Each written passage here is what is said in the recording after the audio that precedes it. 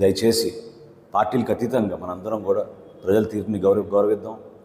ఎవరు కూడా తొందరపడి అనవసరమైన ఘర్షణ వాతావరణానికి తీసుకెళ్లే విధంగా ఎవరు చేసినా, మీ దృష్టికి ఎవరు చేస్తున్నట్టు వచ్చినా తప్పకుండా మీరు ఇమీడియట్గా అధికార యంత్రాంగాన్ని అప్రమత్తం చేయాల్సిన అవసరం ఎంతో ఉంది. ఎందుకంటే తెనాల్లో మనకి ఎప్పుడు గతంలో ఇటువంటి సంఘటనలు లేవు.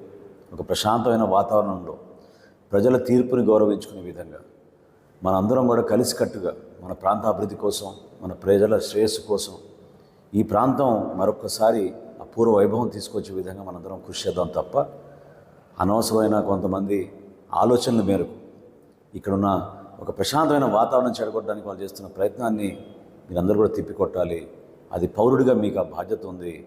ఎన్నికల సందర్భంగా రేపు కౌంటింగ్ జరుగుతున్న పరిణామంలో ఆధారం చేసుకుని కొంతమంది అల్లరిముఖులు కొన్ని ప్రాంతాల్లో అలజడి సృష్టించడానికి ప్రయత్నం చేస్తున్నారని పోలీస్ వర్గాలు నా దృష్టికి తీసుకొచ్చాయి.